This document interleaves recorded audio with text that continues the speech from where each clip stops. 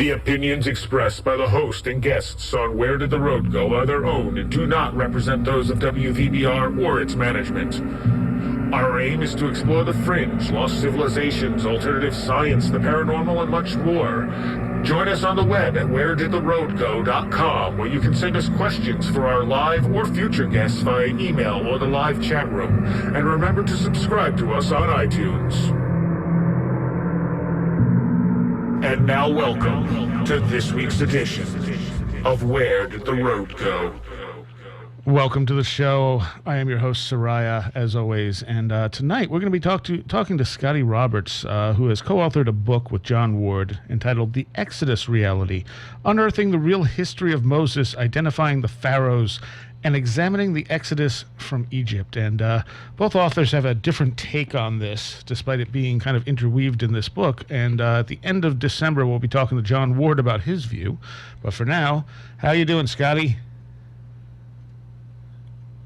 Can you hear me? Hey, Soraya, I'm here. Good. Sorry, I had my mute button on and wouldn't click fast enough for me. I'm doing great. And I have to say this about John Ward.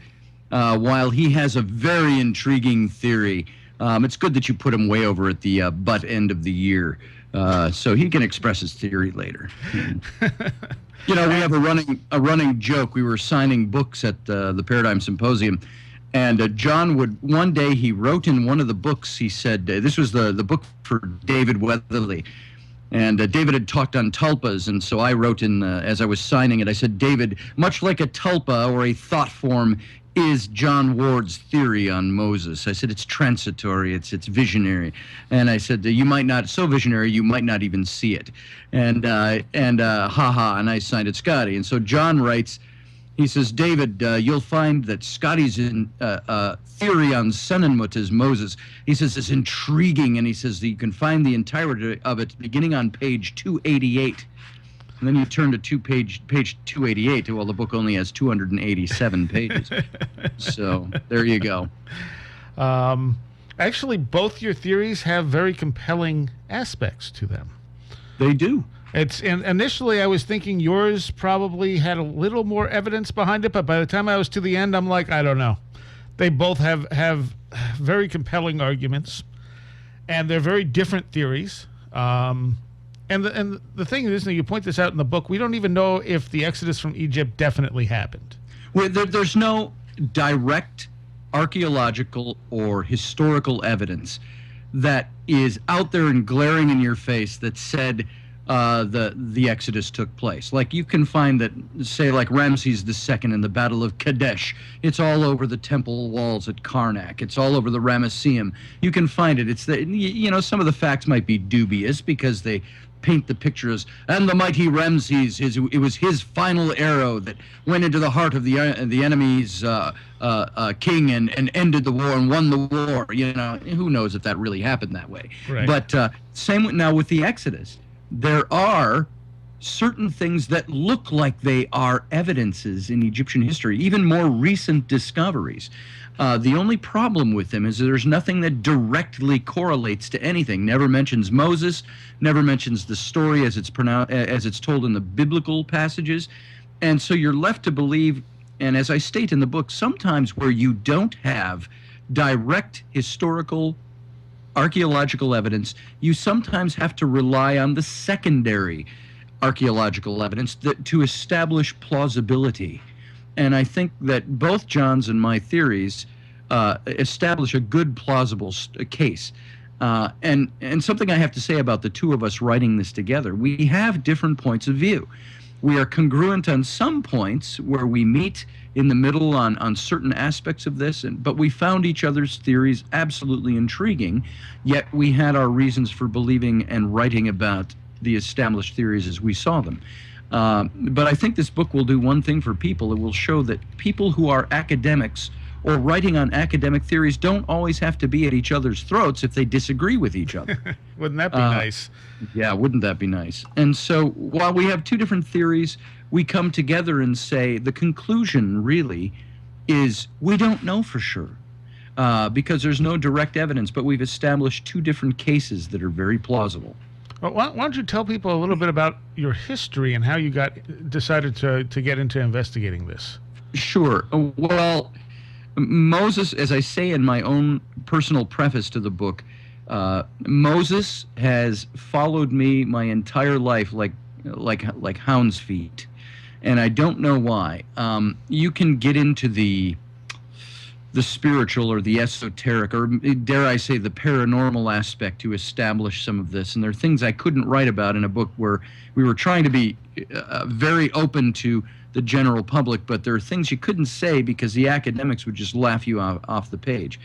But all that to say, there are things that have followed me my entire life. My first brush with Moses, I was 11 or 12 years old, and I was doing a report for Sunday school. And the guy we had 5 or 6 guys in our class my age, and the teacher said, he assigned different topics, and he says, Scotty, I want you to do a report on the Pharaoh of the Exodus. And he said, I recommend you go talk to Chucky Ailing, was the man he recommended. Now, I met with Chucky Ailing, who was at that time did not have his PhD or was in the middle of working on his PhD, but he became known as Dr. Charles Ailing. He became the president of the seminary I attended 10 years later. He is also an Egyptologist, an archaeologist.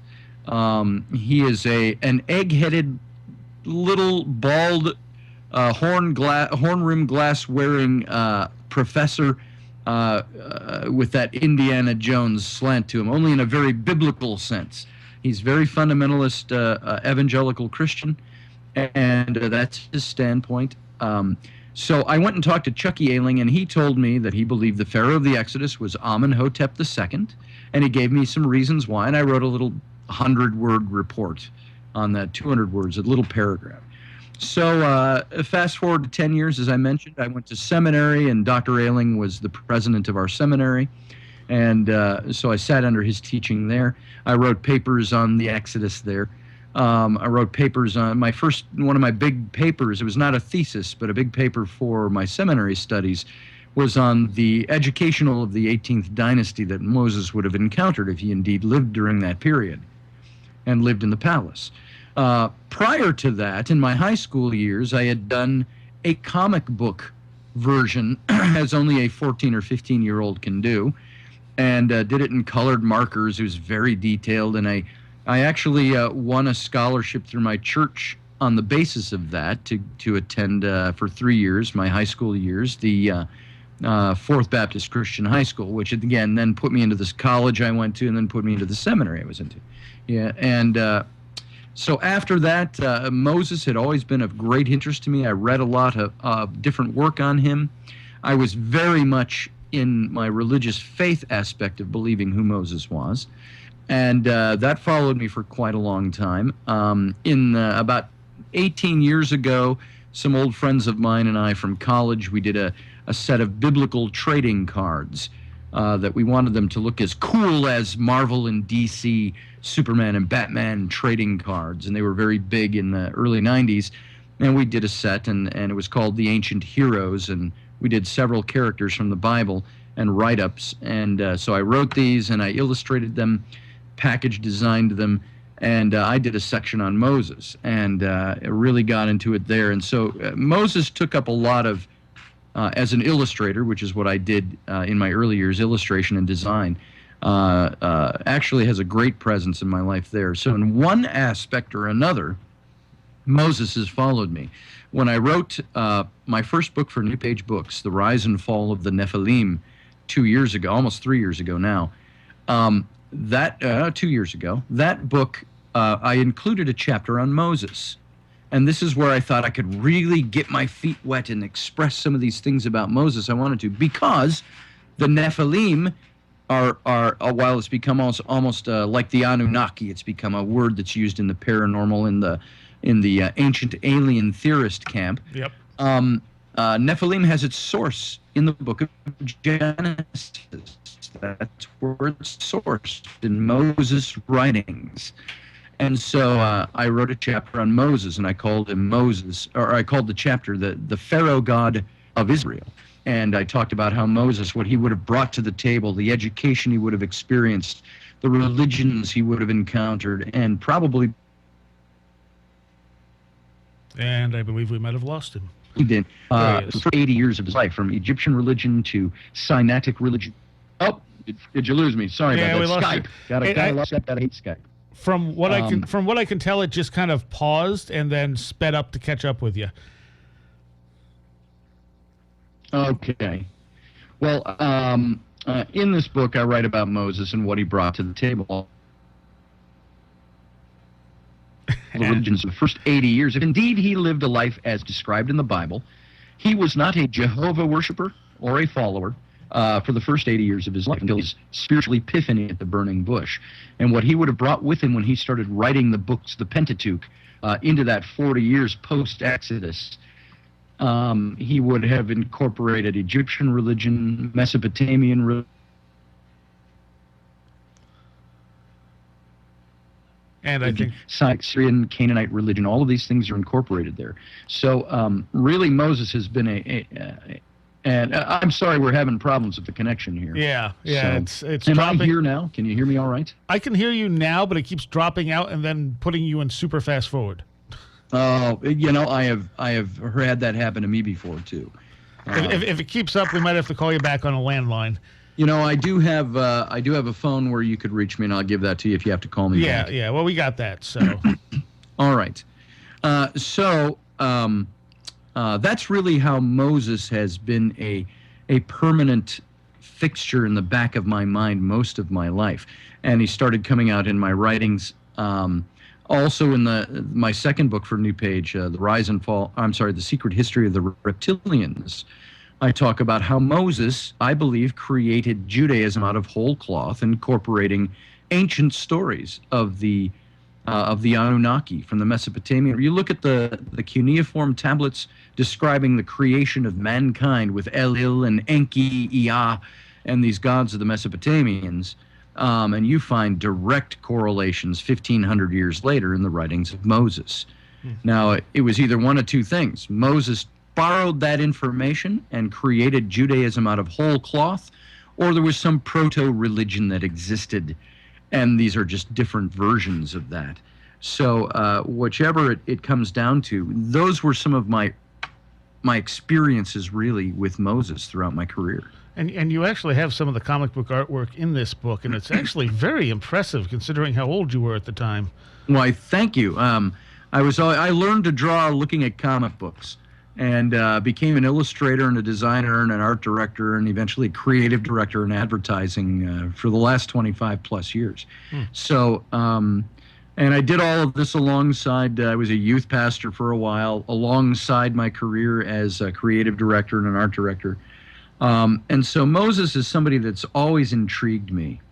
And I wanted to get away from the storybook Moses.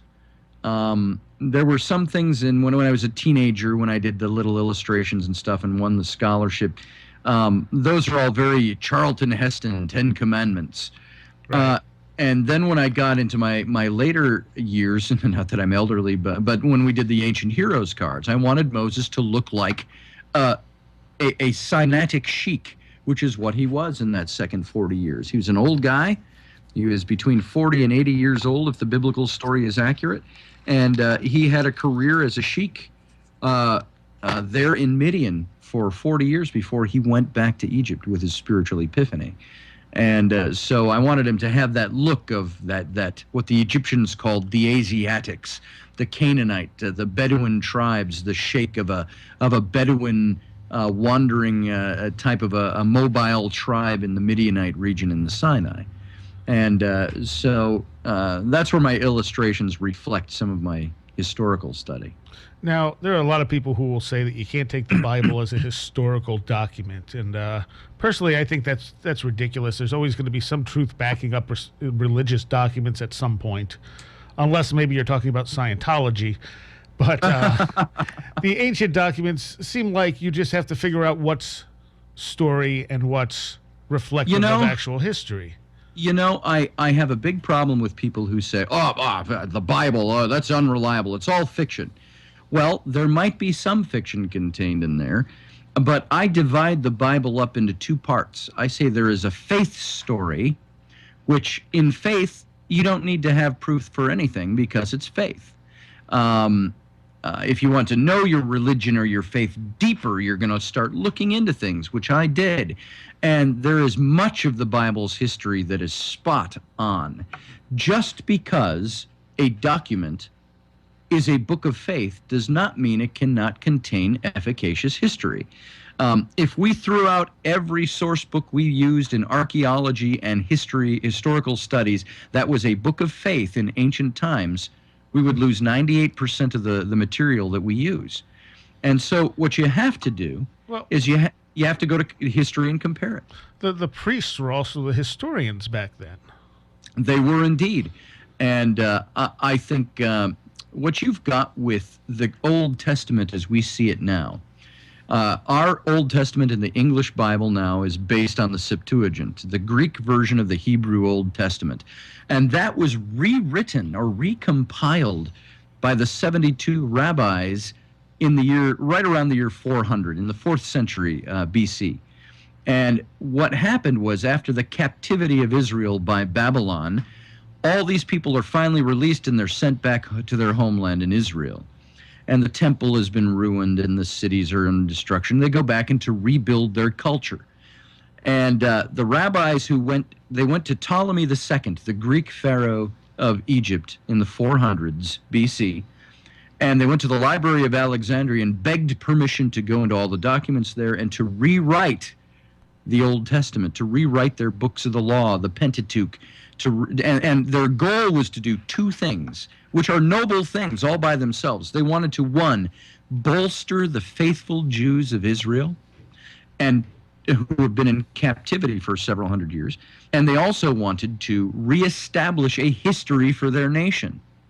Now, in so doing, could they have embellished? Could they have exaggerated? Could they have gotten some things wrong in the rewriting? According to the legend of these 72 rabbis, they put them in 72 different cells, where for months they sat and rewrote these things from oral tradition and some remaining manuscripts. And they recompiled, and then they compared all their notes and put it together, and we have basically what you would call the Septuagint today, which is the Greek version of our Hebrew Old Testament, which has been, of course, then translated to English for the Old Testament that we have. And the problem with that is they made edits, they made updates, they made exaggerations. Who knows if they took the story of the Exodus and embellished the hell out of that story to create a wonderful mythic picture, legendary character of Moses. But I still think the man existed. They just turned him into legend. He became Hebrew legend. And it was for the purpose of establishing the faithful and establishing the history of their nation. What I found interesting about that is that there were 72 scribes, which is a processional number. Oh yeah. You get 72 writers nowadays on the same topic and put them in 72 different rooms and see what they come up with. And they're supposed to be talking about the same thing. You're going to have lots of different versions. Of course, a scribe also had a certain spiritual calling. He had an obligation to his nation to write in a very different style than we might think today. I don't think they were as free and loose-handed with interpretation, but I do think that they embellished certain things. One point in particular, as it relates to our book that I'm going to bring up, is that for years, centuries, it was believed that Moses encountered the Pharaoh Ramses II. And you see it in the Ten Commandments. You see it in the animated The Prince of Egypt and all different kinds of stories that are out there. It was always Moses versus Ramses. Now, the problem with Ramses, as I see it, is he's way too late in history. He's 200 to 220 years too late for the biblical dating system. Why? Why would you say that? First thing I'll say is this. The reason they established Ramses is because these rabbis, when they recompiled the Septuagint, they wrote that the children of Israel, when they were captive in Egypt as slaves, built the treasure cities of Pithom and Ramses.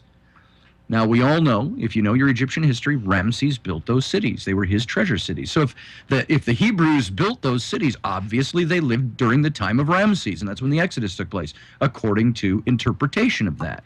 The only problem is that what the what the scholars were doing when they wrote Pithom and Ramses, they were giving the current place geographical name to a very old city called Avaris, which lie underneath Pithom and Ramses. All Ramses did was rebuild Avaris, and he renamed it Pi-Ramses. And it was a city that had existed 200 to 400 years earlier. And if you do, they've done excavation work at Avaris, which lies beneath Pi-Ramses. And they have found a huge a settlement of common people. Enormous. Thousands of people would have lived there, and they found many different Semitic relics there in funerary styles, belts and buckles and buttons and things like that were all very Semitic. There's no parchment left or papyrus left or inscriptions, but they found these things that give evidence that Semitic peoples dwelt in this city of Avaris. Now, Avaris would have been built about 300 to 400 years earlier than the time of Ramses, and Ramses is 200 years later than I believe the biblical dating system tells us. Now, you asked me the question, why would I say this? That it's wrong. If you look at the biblical some biblical passages, and there's even dispute on some of these amongst, you have to be either a biblical minimalist or a maximalist. You're one that either says the Bible is very minimal. I don't believe any of it is accurate, maybe a couple of tidbits. The maximalist will say it's all true. You can take even the faith element out of it, but everything else is true. Now, what they are finding, archaeology over the last 150 years has really proven that a lot of history in the Bible rings true archaeologically. Now, there's a passage in the book of 1 Kings 6:1, and it talks about Solomon, the son of David, the king of Israel. Now, there's dispute as to whether David and Solomon ever even existed, especially among your minimalists.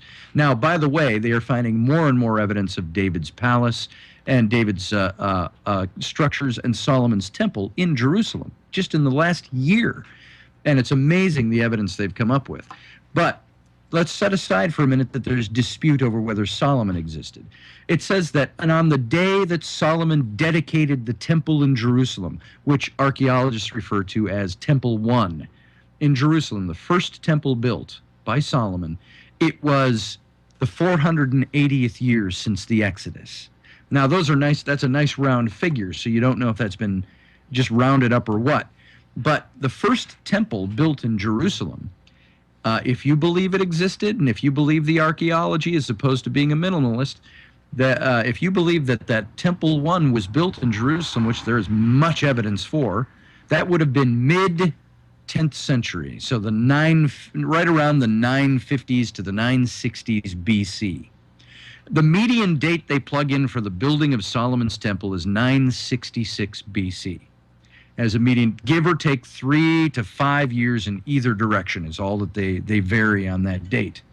So if that is indeed accurate in the biblical chronology, that a temple 1 was built in 966 BC, thereabouts, give or take a few years, you date that 480-year figure, and you end up with the date of about 1445 to 1446 BC as a date for the Exodus. Then you can go to Egyptian chronology and see who was on the throne in 1446 BC.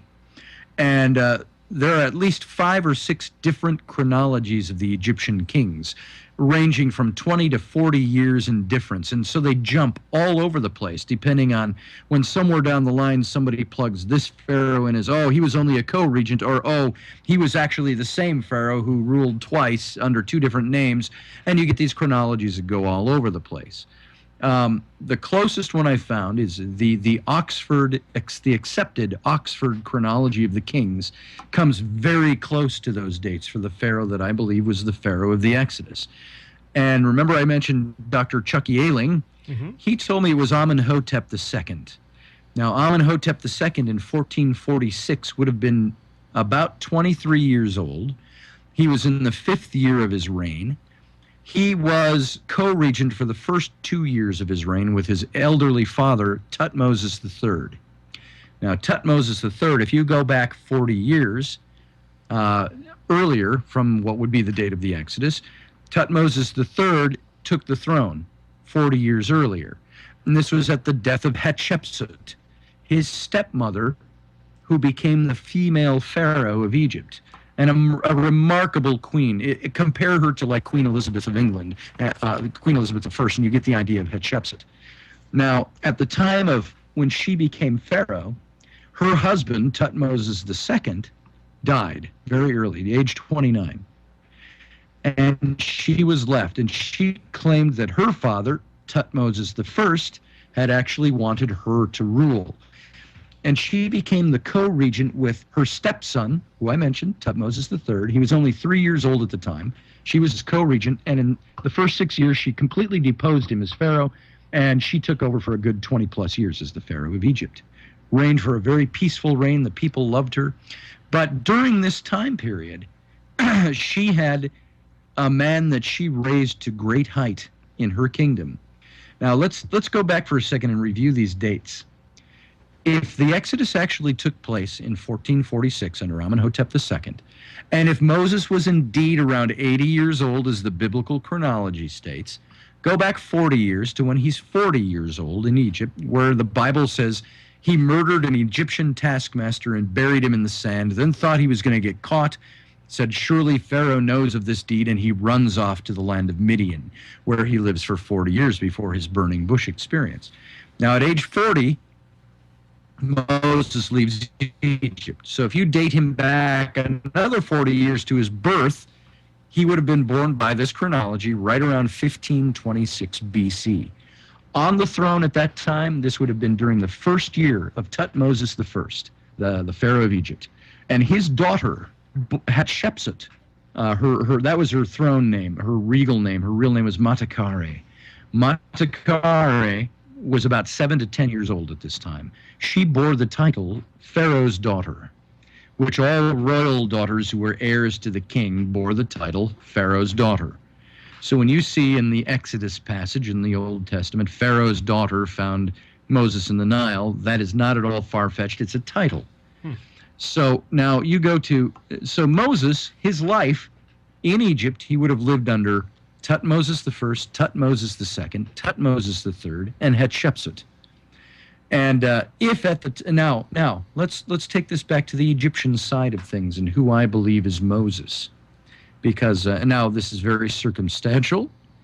It's speculative on my part because there's nothing in the Egyptian record that ties him to Moses, except for extrapolating the circumstantial evidence from the chronologies and from the events that took place. Now, Senmut, in 1486, the year that Moses, by the biblical chronology, would have turned 40 and murdered the Egyptian and fled, is the same year Senmut was around 40 years old.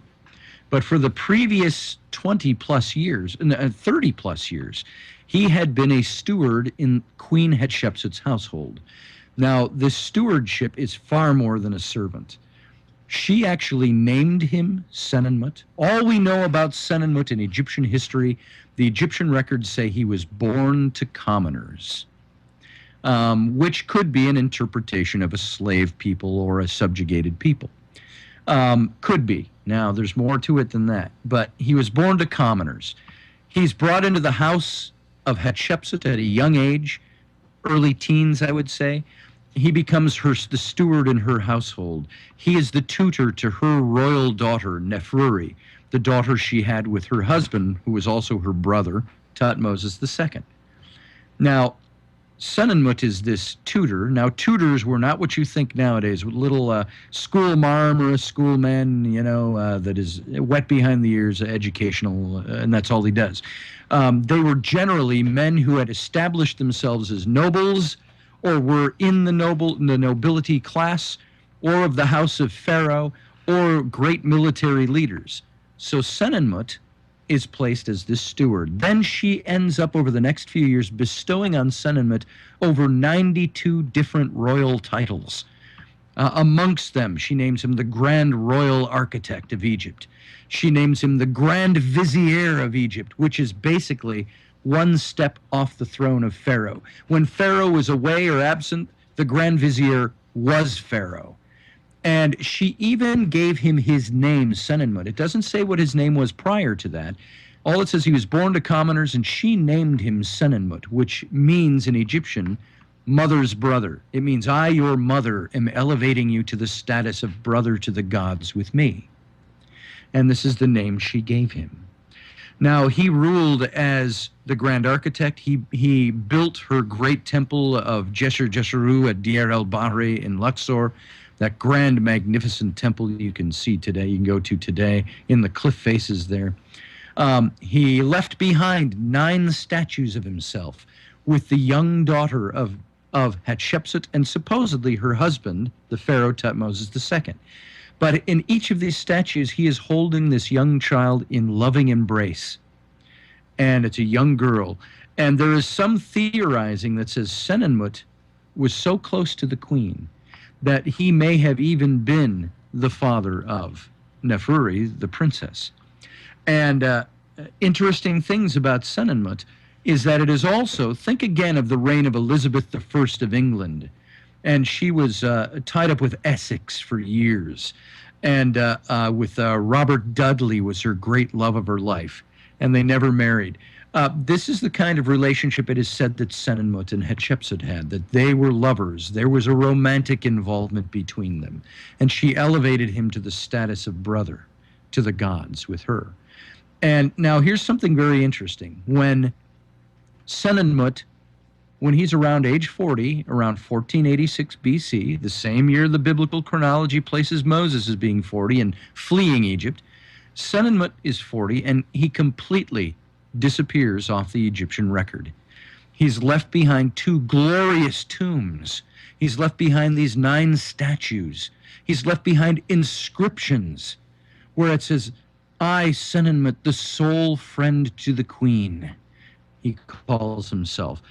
This glorious one tomb of his is right at Jesheru, right at Deir el-Bahri. It's in the northeast corner, is this glorious tomb of his. They're both the tombs he left are unfinished, never used.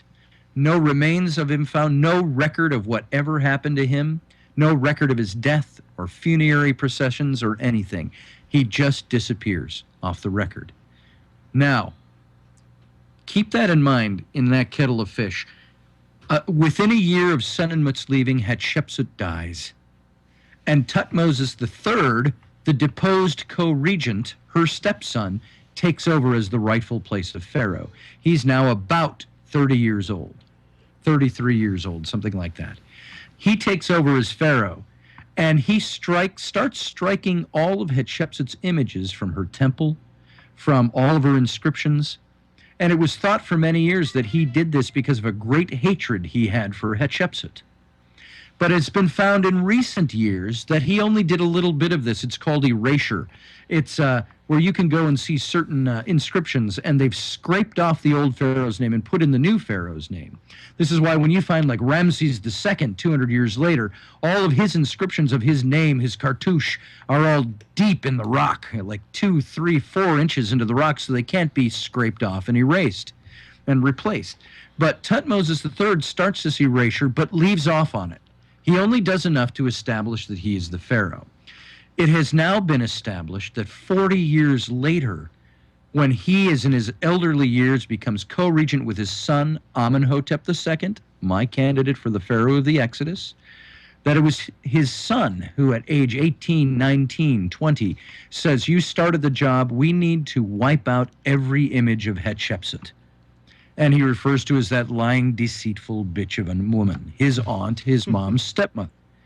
So they wipe out all of her images. But what else does he do now, 40 years later? Now, this is the time when Moses, who I believe was Senmut, would have returned to Egypt as an 80-year-old man with the let my people go. And what happens at the time he erases all of Hatshepsut's images off of everything? Amenhotep II also erases every image of Senmut at the same time, and destroys his statues. And the 9 that were left, I believe, were found in a pit or something. And those statues still exist today. And so when you start looking at circumstantial evidence, and that's just the tip of the iceberg of what I go into in the book, but my candidate for Moses is Senmut, a man who was very close to the Pharaoh, a man who would have held a great position, a man who was considered a brother to the gods because the Pharaoh made him so, a man who was one step off the throne of Egypt as the Grand Vizier, a man who had all his images erased at the same time as the Pharaoh by the man who would have been the Pharaoh of the Exodus. And I believe he did this because he was erasing the name of the man who brought this calamity on Egypt and took the slave culture out. Now, there's several other historical points. There's things like the Bible talks about the conquest of the land of Canaan 40 years after the Exodus, when Moses dies and Joshua takes over. And what's one of the first things they do when they march into the land of Canaan? They have the scenario, the big story at the city of Jericho. You know the old story, Jericho and the walls came tumbling down. Right. Now, the Tel Jericho, T-E-L, Tel Jericho exists today. It's still inside the confines of the city of Jericho. It's the ancient site of the ancient city of Jericho. And it was looked at 100+ years ago, and they found that the walls were indeed all crumbled down. And an interesting point, in fact, without saying it was a miracle, we're saying it's interesting that many of the walls were tumbled down outward from the city. And so as if from the inside. But that Tel existed, and one thing they have established archaeologically and with carbon dating and other historical remnants around it is that the city of Jericho fell on this Tel, fell in right around the year 1400 BC. And it was not occupied again for 600 years. It was 600 years before anybody rebuilt that city. It stood vacant and arid and just a waste in the sand. Now, the interesting thing is the conquest of Canaan. If this happened 40 years after the time of the Exodus, 1446 BC, 1446 BC, right around 1450, you have the conquest taking place in the first few years of the conquest of Canaan. Some 40 to 45 years later is the destruction of Jericho. And this is one of the other reasons you can't use Ramses. Ramses ruled 200 years later. If the Israelites left Egypt and then went on 40 years later to conquer Jericho, it was 250 years too late for the dating of the destruction of Jericho, and nobody lived there for 600 more years. So you have archaeological facts that are around this that establish plausibility without being able to say direct archaeological evidence. Now, since I've written the book, I've come across new finds that they've come across in the last couple of years. A stone, I cannot off the top of my head remember the name of the stone, but it's a stone that shows the dividing of the waters and people passing through. And this is dated to around the time of the 1446 Exodus. I did not look that up for this radio show. It's just on the top of my head, and it might come to me. Then there is also, now what you think of him, I don't know, but Szymka Jakubowiczy, he had a show on the History Channel called The Naked Archaeologist for years. Oh, yeah, okay. And he would take biblical topics like the Exodus and many other things. He's the one who did the Jesus Tomb special with James Cameron, the big Titanic and Avatar director. They did the Jesus Tomb, and they did something on the Exodus. And he talked about the Danoi out of the Aegean Sea area, the region of the Aegean Sea. And without going into all of that, there was a tribe of Israel that after the Exodus parted ways with Moses and moved to the north of what is now Israel. They parted, and they did not wander for 40 years with the rest of the tribes. They took off and said, "See ya, we're going somewhere else." The tribe of Dan. Now, it is said that Dan settled in an area of northern Israel, which is known for the Phoenicians and the Sea peoples, which were from the Aegean, and they intermingled with those people. They also, by the way, are said to have mixed with the remnant of the Anunnaki, and they spread across Western Europe and even into the Celtic Isles, and they established a lot of the ruling houses of Europe as one of the legends that goes with them. You look at the Irish legends of the Tuatha De Danann, the children of the goddess Danu. And they are also known as the children of the the children of the Anu, the Tuatha De Anu of the Anunnaki. And they intermingled with the remnants of these tribes that worship the Anunnaki. And they are also part of the Aegean, and I'm not going to go into the whole lesson on this, but they are part of this Aegean Sea culture that came in and became known as the Danoi. And they settled in north of Israel as the tribe of Dan. And they were known to have sea power.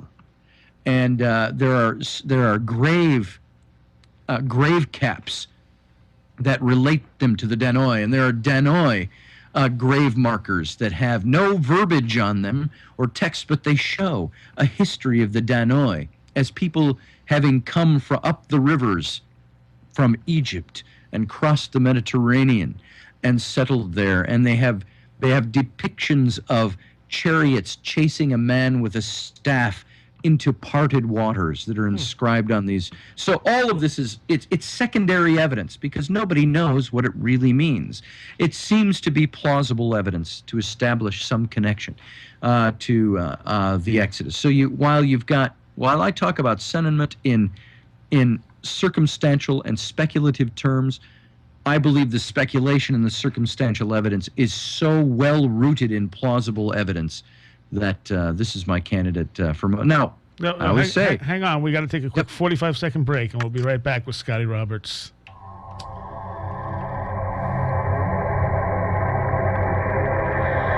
The opinions expressed by the host and guests on Where Did the Road Go are their own and do not represent those of WVBR or its management. Join us on the web at wheredidtheroadgo.com, where you can send us questions for our live guests via email or the live chat room. You can also check out our upcoming schedule, blog, links section, book reviews, videos, and links to our Twitter, Facebook, iTunes, and much more. That's wheredidtheroadgo.com. And tonight we've been talking with Scotty Roberts about his new book, The Exodus Reality, co-authored with John Ward, who we're going to have on at the end of December. And sorry, I didn't mean to cut you off right there. I just need to squeeze that in. I talk too much anyway. So let me ask you this: you didn't really go into much to the parting of the waters. Yeah. What do you make of that? I can tell you this: the way I dealt with it in the book is I kind of brushed it off because I said there are many miracles. The 10 plagues, the parting of the waters, the ground splitting open. There's absolutely no way to establish that those things ever really took place outside of a faith story. However, that does not mean that that faith story was not built on actual events. And where I don't try to minimalize miracles, I do not for an instant want to say that God does not exist. And if God does exist and he's the creator of the universe, would he have the power to part waters? Sure. But we don't know that. There's no way to establish that outside of actually having been there or actually just believing the faith story. So what you have to do is look at the route that the Exodus would have taken and where they went. First thing to keep in mind is the Red Sea is mentioned in the biblical account, the parting of the Red Sea. And it's a mistranslation. It's actually the Sea of Reeds is what they're talking about. And this is just north. If you look at a map of the Middle East and you see the Sinai Peninsula and you see the two fingers of the big expanse of the Red Sea, one is the Gulf of Aqaba, which goes up on the Saudi side, and the other is the finger of the Red Sea that goes up on the Egyptian side between Egypt and Sinai. This is where they said the Red Sea crossing would have had to have taken place. But of course, you have to remember where the Israelites, according to the biblical passage, dwelt. And this was in the land of Goshen, which has been established to be where the city, remember we talked earlier about the cities of Pi-Ramses, Pithom and Ramses, and Avaris, which existed before that beneath those cities. That is right in the delta area east of what is now Cairo. And that is where the land of Goshen existed. It was a fertile piece of land. Now, if they left from that point, there was an arc that you can follow. If you look at a map, you can even see it in satellite pictures of the map. There's a wadi or a waterway that would flood in the rainy seasons and so on. But there's a wadi going from the fertile delta area in kind of a low arc to the straight east from the land, from Cairo, what is now Cairo and Goshen, across the desert over to the Red Sea. But just north of the Red Sea, right now you have the Suez Canal has been dug through there and connects it to the Mediterranean. But just north of the Red Sea are what they call the Bitter Lakes. And the Bitter Lakes contain a lake called the Sea of Reeds, which falls right on the end of this wadi, the Wadi Tumalat. It's referred to as this path that would have been taken. It was an ancient trade route as well. And it says the Israelites crossed on dry ground when God parted the waters. It says, now, what the movies always get wrong, it always shows Moses saying, stand and see the mighty hand of God. And he stretches the rod over the waters, and the waters part miraculously in front of them. However, the biblical passage reads, and Moses stretched the rod over the waters, and a strong east wind blew all night and parted the waters. And the Israelites passed on dry ground, with the waters standing as a wall on the left and a wall on the right. Now, what is embellishment and what actually took place?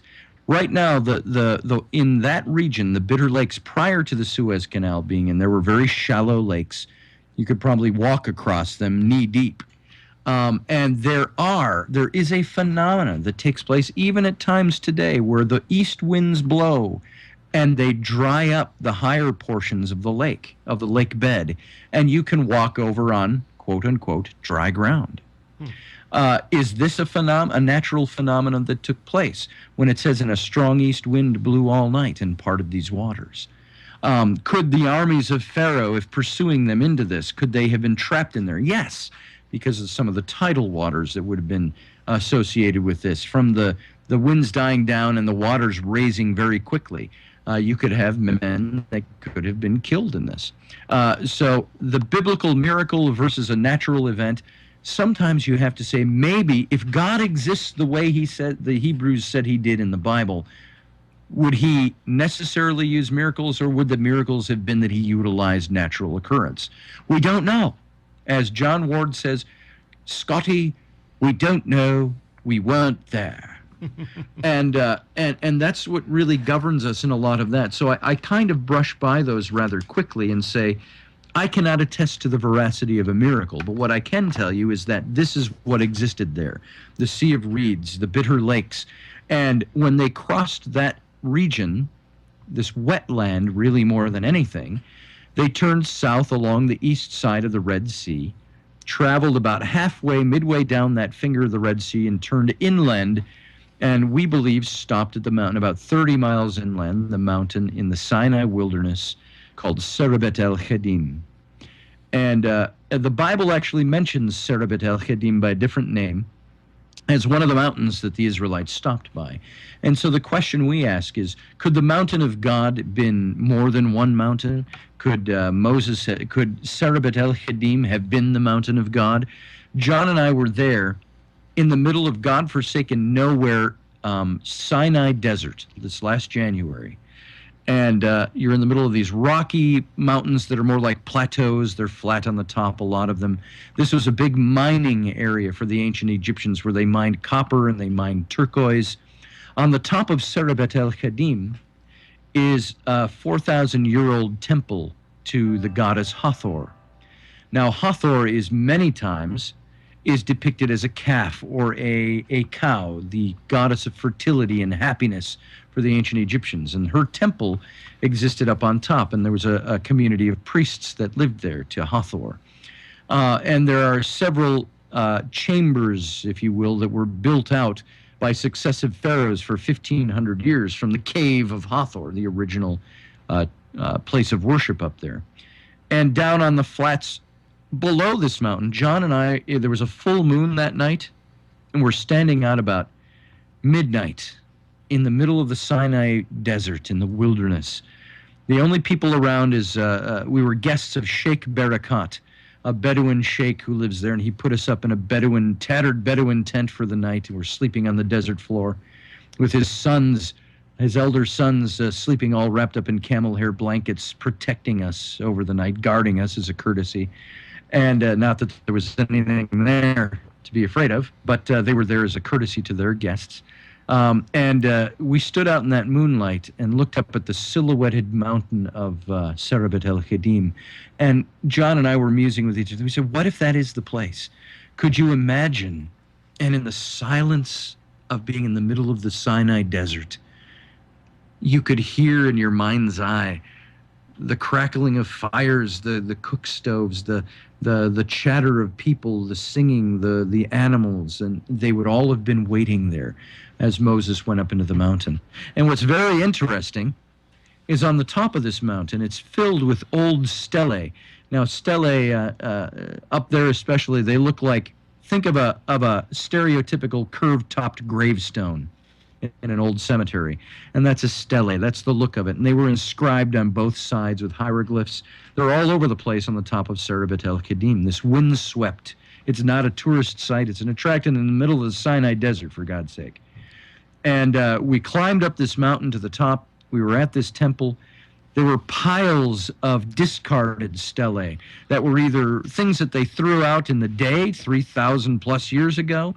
There was a big mound of them, and they were stelae inscribed on both sides of different hieroglyphs, different stories, and they either cracked or they broke or they discarded them for some reason. Now, the biblical account says Moses came down the mount with the tablets of God inscribed on stelae on both sides. And, you know, again, circumstantial, but what were the Israelites doing down below according to the biblical account? They came to Aaron and they said, where's, in the vernacular, it actually reads this way in the Hebrew, where's this guy, Moses? He led us out, and now we haven't seen him he's up in the mountain for weeks. Let's build a god.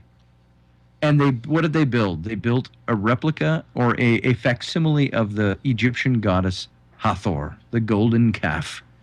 And they said, this will be the god that we're worshiping. And you know why? Because they're at the mountain where the temple of Hathor is at the top. And this is what happened there. And it's a very interesting story when you start looking at the historical, archaeological facts and start comparing them to what happened at the Red Sea. And that's what we were first talking about. I believe they crossed the Sea of Reeds on somewhat dry ground, and I believe that they were being pursued, and that army was destroyed in those waters. Bad timing, you could say. There was also one thing that John and I mused about as we were driving through this area where the Bitter Lakes are. John said, you know, over there a few miles is the Well of Moses. Now, we couldn't go there. We were in the Sinai. We were stopped at a checkpoint by the police, sat for a couple of hours, a little nerve-wracking at the time. And John pulled up his email on his iPhone, and he said, oh, listen to this. We're sitting now, mind you, at a police stop with guns, and there's nothing else there except this police stop, and we've been detained for an hour and a half already. John pulls up his email and says, oh, the British government has just said they're advising no travel into the Sinai for British subjects. And so there we are. And they finally brought a pickup truck with 3 soldiers and old AK-47s, and they waved us to follow them, and they drove us. They were our protection to go into the Sinai. They drove with us for 2 miles, pulled over, waved us on, and turned around and went back. So we were on our own in the Sinai after that. But John said right over there would be the Well of Moses. And this is a well that's existed for over 3,500 years, has been the traditional spot, and it's called the Well of Moses. This was a well that belonged to the Egyptians, which, of course, water, as we know, fresh water in these regions was a high commodity. There would have been a garrison of Egyptian soldiers stationed at this well. And we mused, do you think there was any embellishment that when they crossed the Red Sea and the armies of Pharaoh chased them, did they encounter the garrison at the well? Because the Bible says they went to the well and had a little confrontation. Could this have been the army that pursued them rather than 50,000 chariots, which seems pretty excessive? Right. But also an interesting point that I want to bring up is during this time period, if Amenhotep II was the pharaoh of Egypt, he went on 5 very successful military campaigns during the first 5 years of his reign. He was barely home.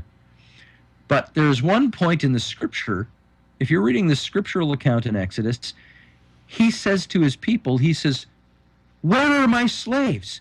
Where did they go? And this is after the death of the plague of the firstborn. And they all take off. And it's almost as if he's asking, like he wasn't there. He's saying, what happened here? Where are my slaves? And here's a plausible theory that was put forward. And I write about this in the book as a theory. And I say, now you remember how we talked about grand viziers, and they were actually the pharaoh in the absence of the pharaoh. I'm wondering if Moses or Senmut may have encountered Grand Vizier Rechmir. And Grand Vizier Rechmir was actually, in Egyptian terms, he was Pharaoh in the absence of Pharaoh. Right. And when Pharaoh returned and saw everything was decimated and gone, he goes to Rechmir and says, what the hell just happened to my country, and where are my slaves? Now, this is speculative, but the reason I bring this up is Rechmir dies very shortly after this episode would have taken place. He's buried with honors. He has a wonderful tomb. But on the tomb of Rechmir is where you get the wonderful paintings, and I have photos of it in the book in 2 different places, of Semitic slaves making mud bricks, of carving stone, of working under hard labor. And this is on his tomb paintings. Now, I wonder, Rechmir would have been about the same age as Moses, in his early 80s. And he would have been a contemporary of Senmut. Senmut was placed as the high priest. As the Grand Vizier under Hatshepsut. But when she dies and he disappears, Rechmir is placed as Grand Vizier at age 40 to 45 by Tutmosis III. And he reigns all the way as Grand Vizier 40 more years into the reign of Amenhotep II and dies in his early 80s. There is some speculation that says perhaps this is the character that Moses encountered. And perhaps the hardening of Pharaoh's heart had a lot to do with, and the eradication of Senmut's images post-Exodus had a lot to do with, Rechmir was a contemporary of Senmut 40 years earlier and knew this man well, at least 40 years earlier. And that this led to the great animosities. It led to possibly the defacement of all of Senmut's inscriptions and every mention of him and every image of him and the burial of his statues. So it's speculative. But again, you have to look to establish plausibility. All right. We're just about out of time. I had one quick question for you. One of the things you mentioned here is the admonitions of Ippur. Is that, am I saying that? The Ippur papyruses. Yeah. Yes. Now, they are only dated to about 1500 BC, but they date even earlier than that, is what many scholars think. But if they're around the 1500-year mark, this aligns, it coincides with the possible Exodus. And they list basically the 10 plagues of Egypt yes, in an Egyptian source. Yes, they do. Without calling it the 10 plagues, without referring to Jehovah or miracles, they talk about these 10 destructions, these admonitions, these atrocities that took place. And John refers to a lot of that in his theory as well. Okay, but in the book you say that you don't really feel they're valid. Why is that? Because I think they're dated too early. I think they're from an older story. It's part of Egyptian legend. They're a little too early for the Exodus, I believe. All right. Okay. What do you work? What's your next project? Well, John and I are working on a book right now for New Page Books on the lost armies of Cambyses, Persian king who destroyed Egypt in the 500s BC. They went out into the western desert of Egypt to destroy the oracle at Siwa. And as Herodotus writes, ancient historian writes, and a great sandstorm engulfed the armies of 50,000 men, and they were never seen again. And they still to this day haven't found. But John and several archaeologists think they have found this out in the western desert, remnants of this army. Wow. And so we're writing about that. And we also have, John and I, are leading trips to Egypt. We started the Exodus Reality Adventure. And we're going February 12th through the 26th. We're retracing our expedition. We're bringing along with us psychic medium, Chris Conway, Scottish medium. You may have seen him on the show, the Brit show Most Haunted. He parted ways with them for various reasons, many good reasons. But he is coming along to lead a paranormal branch of this tour. And if you want to join us on this tour, we have some seats left open. We're only taking 10 people along. You go to exodusreality.com reality.com, the same as the title of our book. And don't go to Exodus Realty. It's the wrong site. It exists. It's the wrong site, but it's exodusreality.com. We'd love to have you come along. All right. And any idea when the new book will be published, roughly? We don't yet. We're still in the proposal stage with our okay. publisher, who said, get me that proposal so we can get you going on this book. It will more than likely be the end of 2014, the beginning of 2015. All right. And you're definitely doing Paradigm Symposium next year, right? Definitely doing it again next year. It's going to be we believe, we're just firming up venue locations. It's going to be, we think, the first weekend in October. We haven't got all our speakers lined up. We can't announce anybody, but there have been some very good names thrown about for Paradigm Symposium 2014. Nice. All right. And where can people find you online? You can find me at, you can go to my own personal website, which is just my full name, Scott Alan Roberts. Alan is A-L-A-N. There's like 10 different spellings of Alan. So ScottAlanRoberts.com. You can certainly go to Amazon or Barnes & Noble and look up The Exodus Reality. You can find me on Facebook. You can find John and I have a group on Facebook. The group is called Exodus Book. We named that before we'd actually titled the book. And you can find us at exodusreality.com.